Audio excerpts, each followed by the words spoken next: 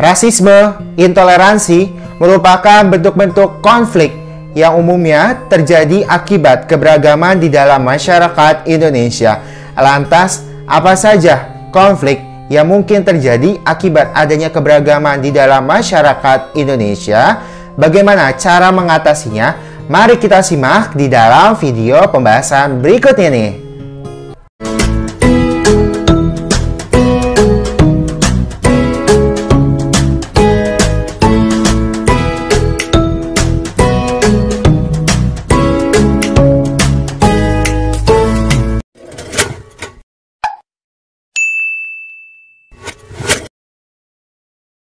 Assalamualaikum warahmatullahi wabarakatuh. Halo semuanya, apa kabar? Semoga dalam keadaan sehat walafiat.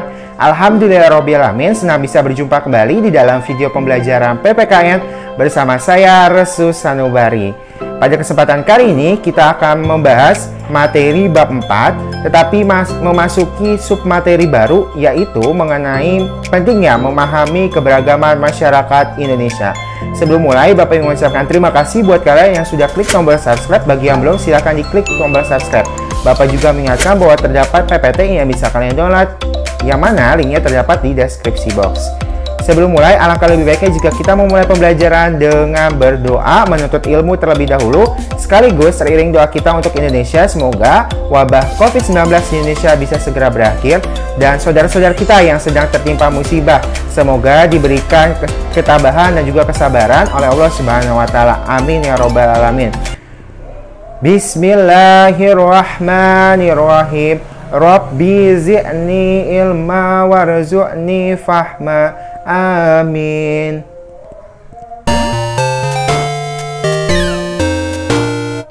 Topik pembahasan kita kali ini memiliki dua tujuan pembelajaran. Pertama, memahami pentingnya keberagaman masyarakat Indonesia.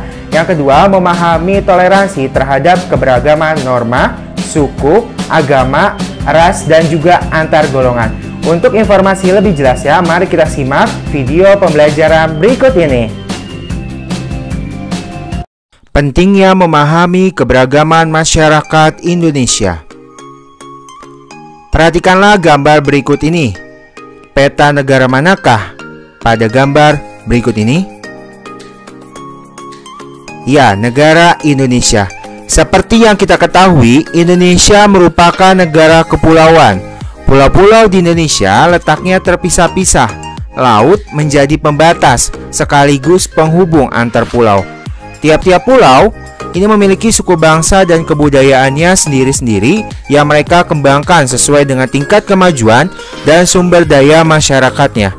Wilayah Indonesia yang terpisah-pisah, suku bangsa dan juga kebudayaan yang beragam ini menjadikan Indonesia sebagai negara yang rawan akan terjadinya konflik.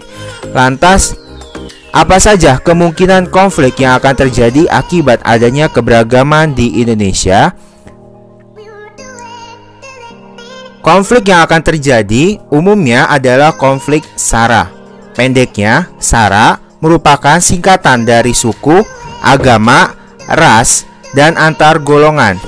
Keempat hal tersebut ini amat beragam di Indonesia. Sayangnya, keberagaman yang seharusnya menjadi kebanggaan Indonesia ini malah sering dijadikan alat untuk saling menghina, yang akhirnya menimbulkan konflik. Kenapa sih terjadi konflik SARA? Singkatnya, manusia itu suka hidup berkelompok. Misalnya, kita ketemu dengan sekelompok orang dari suku yang sama, agama yang sama, ras yang sama, atau golongan yang sama. Nah, jika sudah berada dalam kelompok tersebut, pasti kan kita merasa bangga. Nah, saat identitas kelompok yang kita masuki itu sudah melekat dengan diri kita, biasanya akan merasa kelompoknya lah yang terbaik, dan tidak jarang caranya adalah membandingkan dengan kelompok lain, bahkan sampai menjelek-jelekan kelompok lain.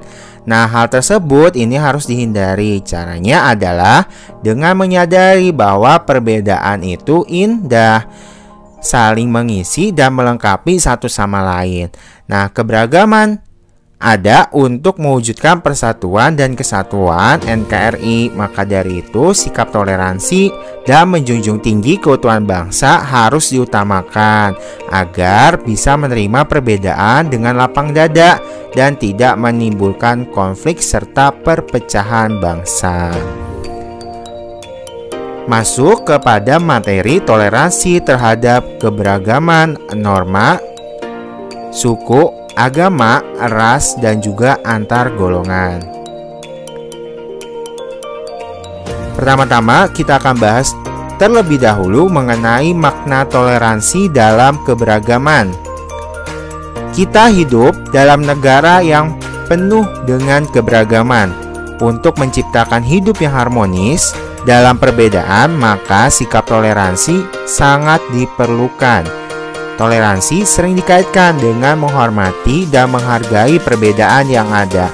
Apa sih sebenarnya makna dari toleransi? Toleransi adalah sikap terbuka, menghormati, dan menghargai perbedaan yang ada di antara sesama.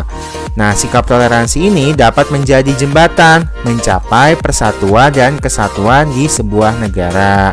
Toleransi masyarakat yang dapat dilakukan di Indonesia, misalnya toleransi keberagaman norma, suku, agama, ras, dan juga antar golongan. Kita mulai dari toleransi terhadap keberagaman agama. Ada beberapa hal yang bisa dilakukan sebagai wujud toleransi terhadap keberagaman agama. Pertama, mengamalkan ajaran agama. Yang kedua, menghormati agama orang lain. Yang ketiga, tidak memaksakan agama kita kepada orang yang berbeda agama. Yang keempat, mau bekerja sama dengan orang yang berbeda agama. Yang kelima, toleran terhadap kegiatan ibadah agama lain. Dan yang terakhir, tidak memandang rendah dan menyalahkan agama yang berbeda dengan kita. Dan masih banyak lainnya. Berikutnya yaitu toleransi terhadap keberagaman norma.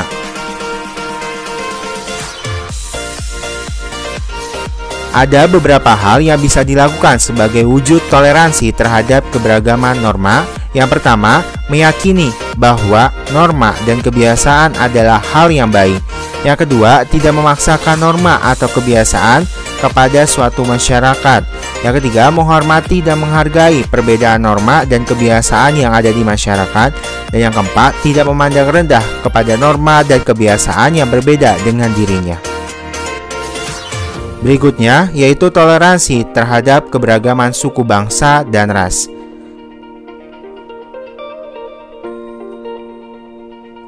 Terdapat beberapa hal yang bisa dilakukan sebagai wujud toleransi terhadap keberagaman suku, bangsa, dan ras. Pertama, mau bekerja sama dengan suku dan ras lain. Yang kedua, mengakui persamaan derajat suku dan ras yang berbeda. Yang ketiga, menjunjung semangat nilai-nilai persaudaraan dan kemanusiaan. Yang keempat, melaksanakan hak dan kewajiban yang sama dengan orang dari suku dan ras lain.